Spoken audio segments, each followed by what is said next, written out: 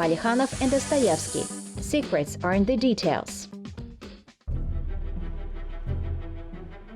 Do you see the rosewood box? This is a gift from my Siberian friend Shokan Ualikhanov, and it's very dear to me. I keep in it my manuscripts, letters, and things that are important to me. From the memoirs of Anna Dostoevskaya.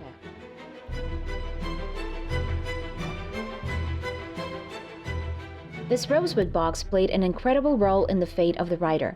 We can say that to a large extent it helped Dostoevsky to gain worldwide fame and find family happiness. How did it happen? What other secrets remained behind the scenes, and what has Shambhala to do with it?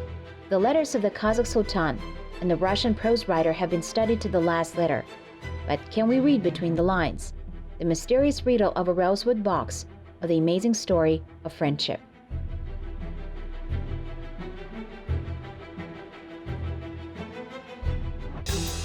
How to change the fate of a friend. They were very close friends, although their personalities were completely different. What kind of secrets did Ualikhanov's gift hide? Do you see a bone chest with a double bottom? Who came up with the idea of the Kashgar operation? Semyonov-Tinchansky worked on this expedition. Behind the camera, the word step with a capital letter, the sacred Shambhala, the Kashgar secrets of the famous writer, and the double bottom of a rosewood box. Ualikhanov and Dostoevsky. Secrets are in the details. Chapter 1. Kindred Spirit Friends. When we said goodbye, we were all sad the whole day after. On the road, we were thinking of you and praised you. It would have been so wonderful if you could come along with us. You would have made a great impression. From Dostoevsky's letter to Ualikhanov.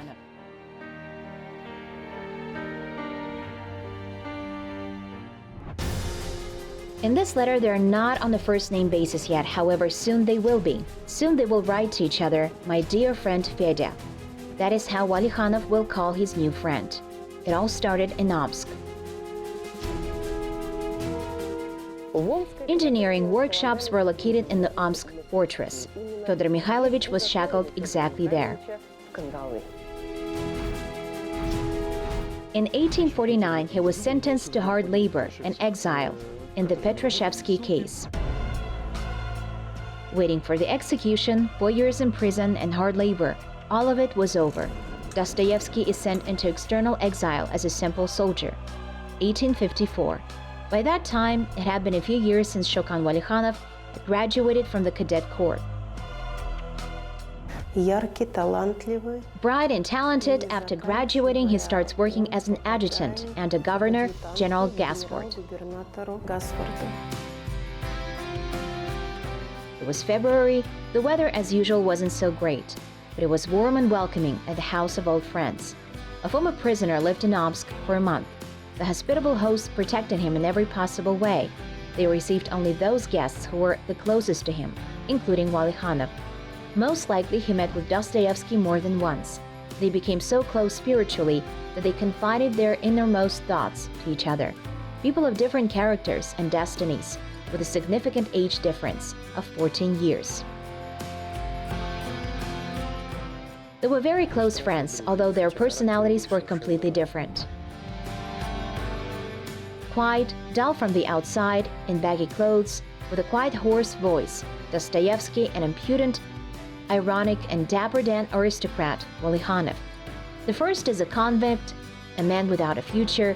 The second has brilliant prospects, is only 21, and he is already the adjutant of the all-powerful governor-general, which means that he himself is an influential man. Well, what could they have in common? Apparently, a lot. Kindred spirit friends, as researchers say about them.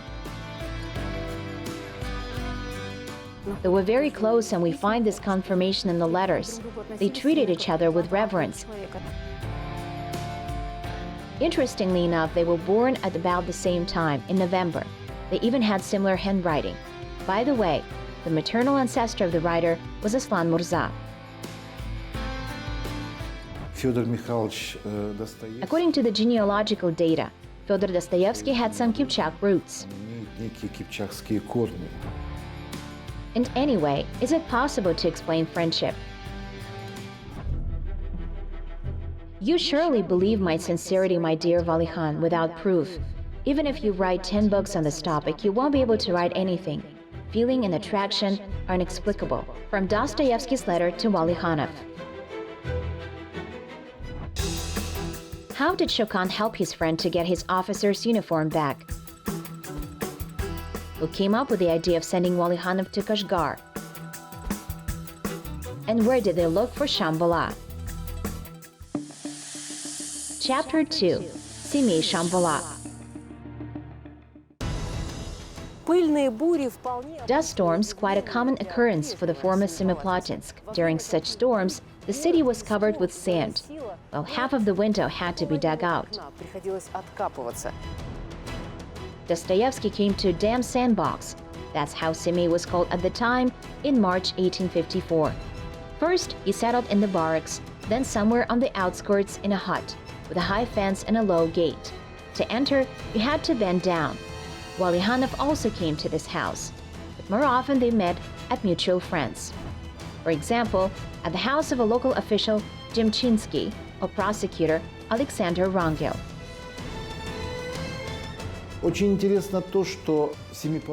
It's interesting that in Semey, Dostoevsky tried to look at life through the eyes of Shokan Ualikhanov. As soon as there was an opportunity, Shokan visited his friend. And here is an unexpected twist. If not for Dostoevsky, the famous expedition to Kashgar might not have happened. When Ualikhanov once again arrived in Semey, Fyodor Mikhailovich introduced Shokan to his St. Petersburg friend, Fyodor Semyonov. Maybe it was the famous Russian writer who recommended the famous geographer to send the Kazakh sultan to Kashgar.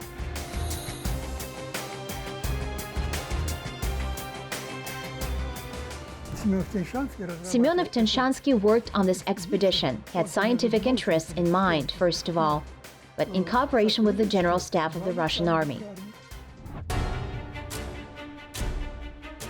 Will you get along with Semyonov, and will you be together in Semipalatinsk? Then we will have a big company. Then perhaps a lot will change in my destiny. From Dostoevsky's letter to Ualikhanov.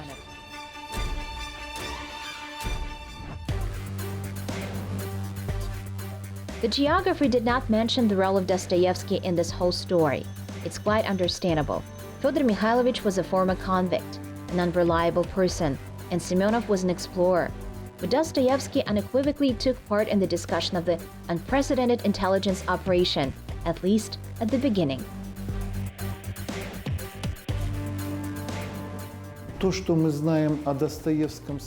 We know very little about Dostoevsky today in terms of his life period in Semey because many documents have disappeared.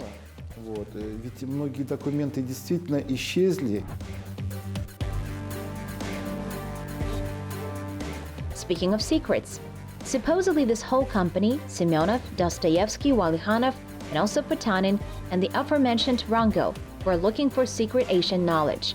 They were looking for the mysterious Belovodi in Altai, also known as Shambhala. According to one version, the search for a mysterious land took place within the framework of a secret project, and some of its participants were sure that this was not a hoax.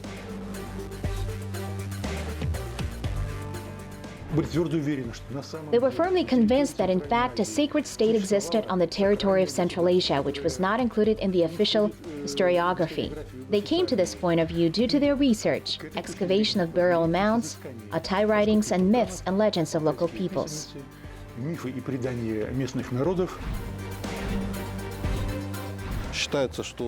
It is believed that on the territory of Mostau, there is an energy pillar, the combination of several world religions, which confirm the hypothesis that Altai is a holy place, the progenitor, perhaps the basis of civilization of the whole world.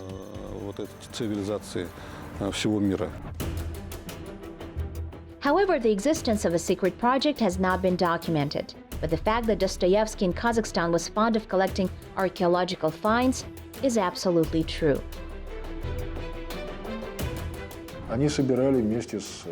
Along the dunes of Semey, on sand blows, together with Alexander Rangel, they collected both tips and fragments of knives of the Bronze Age. эпохи бронзы. Ualikhanov was also interested in archaeology and maybe even participated in research. Only now the collection of antiquities, which Dostoevsky was so proud of, mysteriously disappeared. We know it was handed over to Artemy Gaibovich at his place at his departure, and then someone took it to St. Petersburg. Where did it end up? Here is an interesting question. What exactly was there? To bronze figures under the snow in front of the windows, from which real prototypes must have looked. House of the postman, Lipukhin. Has Shokan Ualikhanov ever been to this house? Well, of course, he has been there, and he has been to our house.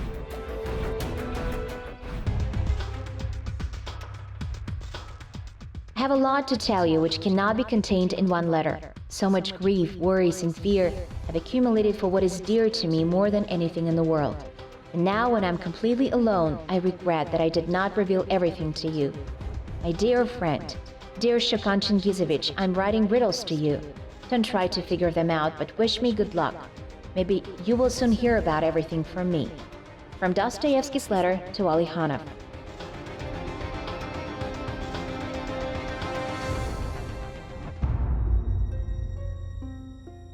And he did, and supported his friend in every possible way. That time, Dostoevsky was going through a stormy romance with Maria Isaeva, which ended with a wedding. Ualikhanov was among his trustees. He helped the newlyweds with money and with finding a place to live. I would like to draw your attention to the fact that Dostoevsky lived here already as an officer, wearing an officer's uniform. Ualikhanov was also involved in helping the writer to get the officer's uniform. Dostoevsky wrote an ode to the ascension of Alexander II, and Shokan helped to send it to St. Petersburg. Numerous intercessions were added to the ode. The fate of Dostoevsky changed. Which hero is the prototype of Shokan? What was the reason of a quarrel among friends? And to whom did the auditor came? Chapter 3. The word step with a capital letter. I considered the little dagger to be my property, and when I left, I presented the dagger to Ualikhanov. Forgive me for that. Ualikhanov is a lovable and wonderful person. I love him very much, and he's very close to my heart. From Dostoevsky's letter to Wrangel.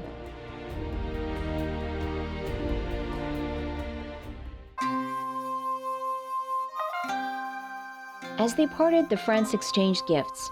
Here's the dagger from Fyodor Mikhailovich and a pair of elegant Chinese vases from Shokan. He brought a few of them from the Kashgar expedition. One of them has survived. The Chinese porcelain vase, of course, is unique. It's made according to authentic Chinese manner, and of course, it was the personal thing of Shokan Ualikhanov. It's interesting that the vases presented by Ualikhanov have repeatedly rescued Dostoevsky. Once I noticed the disappearance of one of the lovely Chinese vases. I asked, "Is it broken?" "No," Fyodor Mikhailovich answered. "It was taken to the pawn shop. We urgently needed 25 rubles, and I had to pawn it." 3 days later, the same fate befell another vase. From the memoirs of Anna Dostoevskaya.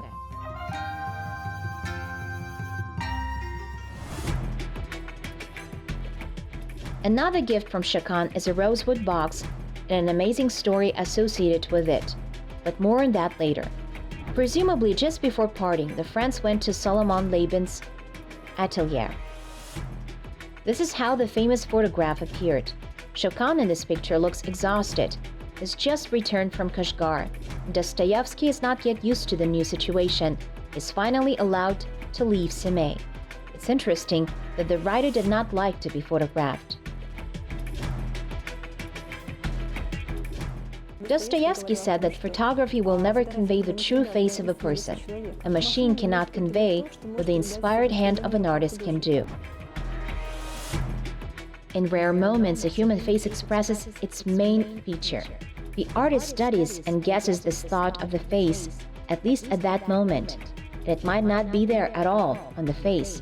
Photography, however, finds a person as he is, and it's very possible that Napoleon would have come out stupid and Bismarck gentle. From Dostoevsky's novel, Teenager.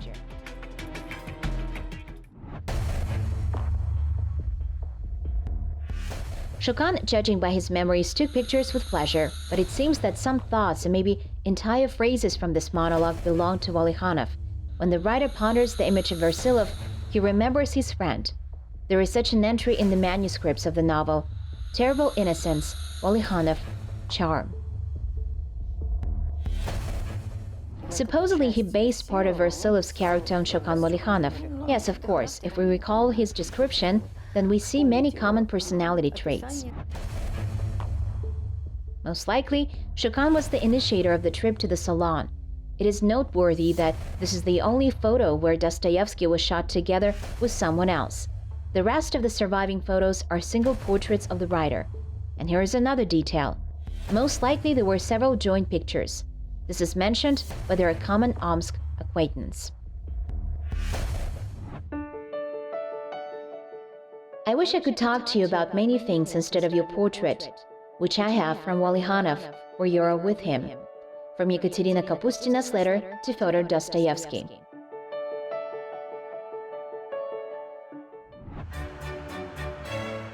Or maybe it was a completely different photo, and friends could have taken it, let's say in St. Petersburg. The Dostoevsky couple arrived there at the end of 1859. A few months later, Ualikhanov arrived in the city. At first, he lived in the Demudov Tavern, which was located here. Most likely, the first Petersburg meeting took place there.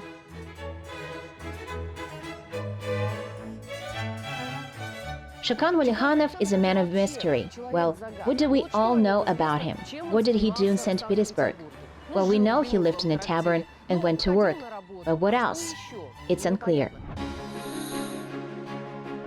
Little evidence of meetings has survived. First documented, Moika River embankment. Every home here is very familiar.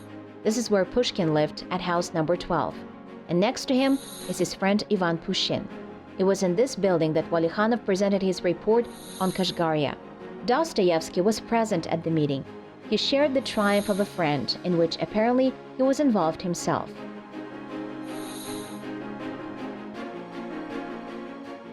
Ualikhanov, at the end of his Kashgar campaign, was awarded only with the Order of Honor of the Second Degree by Gasport. Alexander II, having received the award sheet, crossed out the second degree and wrote to Ualikhanov, "Award the Vladimir Order, personally."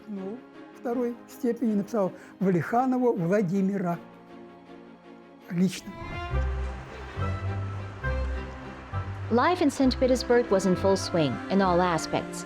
Dostoevsky introduced his friend to his friends from the literary circle. On his recommendation, Shokan was accepted into the Society of Benefits for Needy Writers. He repeatedly visited the Dostoevsky home, painted in the family album, and enjoyed the acting performance of Fyodor Mikhailovich. A sensational performance throughout St. Petersburg, based on Gogol's comedy, The Inspector General. It was put together by amateurs. Why would one make noise about it? These amateurs were all famous writers, including Fyodor Dostoevsky, who portrayed the postmaster Shpekin. In general, friends were having a good time and having fun. But nevertheless, there are suggestions that in St. Petersburg, they quarreled somehow. Dostoevsky and Shokan Ualikhanov had some kind of dispute. This is again an assumption. They say that political views have become the subject of controversy. Some scholars believe that Dostoevsky's entry, Ualikhanov, Terrible Innocence, appeared as echoes of this controversy.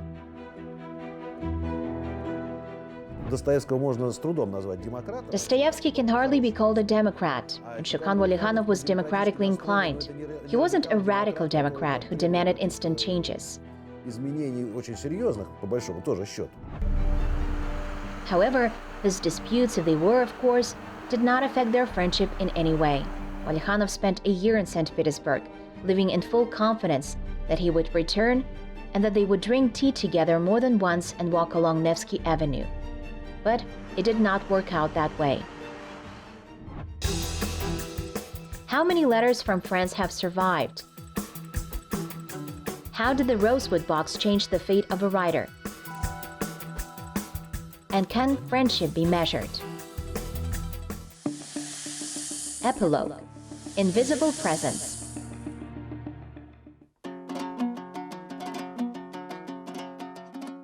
I remain in the Ord to take a full course of treatment with kumis, and by the fall, if I remain alive, I will come to St. Petersburg and give you such a strong hug that you will probably scream. It's boring in the steppe, my brother, but I'm as lazy as I want to be, and no one bothers me.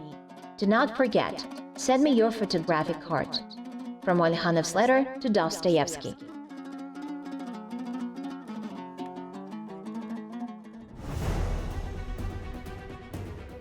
Iconim's Estate, 1862.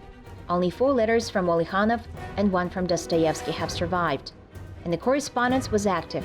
Perhaps there were hidden messages. If you look closely at the biographies of great people, it turns out that they have much more blank spots than we would like them to have. The personal life of a convict was supposed to be secret and private. After all, Dostoevsky was under police surveillance until 1875, and the explorer Ualikhanov was always under close supervision.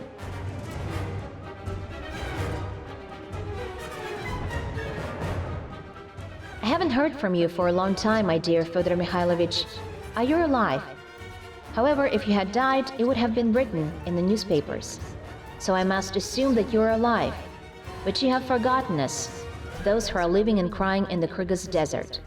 I will be in St. Petersburg during the first days of winter. From Ualikhanov's letter to Dostoevsky.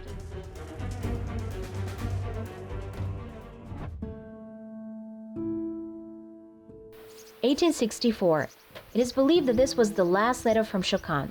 It is not known whether Fyodor Mikhailovich replied. They were not destined to see each other again.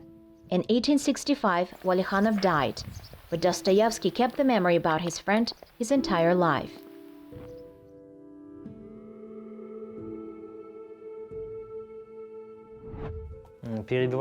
Here is a bone chest with a double bottom in front of you. It was presented by the architect Shokan Ualikhanov. This is the work of Shokan's younger brother, Maki Ualikhanov.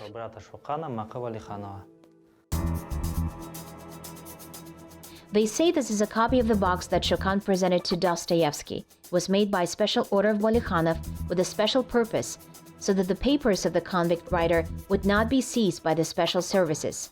In the double bottom of this box, Fyodor Mikhailovich took out all his manuscripts, letters, and a convict diary. Diary which he began to keep in hard labor. Secretly hiding it from the guards, he continued to write in it in Semey. There, basically, as he himself called it, a folk conversation, the convict tinge. All sorts of words, statements, scenes, and dialogues.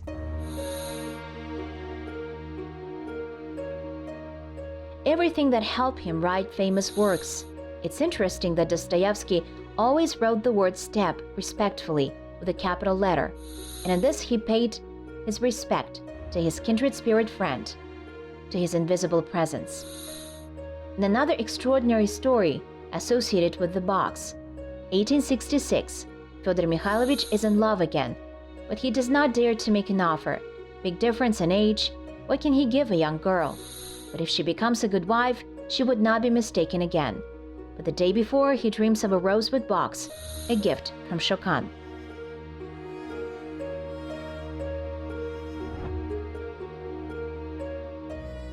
My dreams are always prophetic. I see in my dream that shifting the papers between them I found a tiny diamond, very bright and sparkling.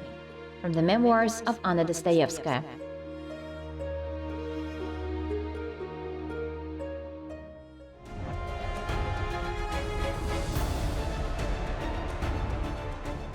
Dostoevsky's future wife became this diamond.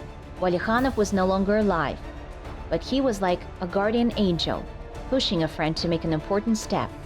On the same day, the writer decided to propose, and Anna said yes. Mysticism and nothing more. Or an amazing story of friendship.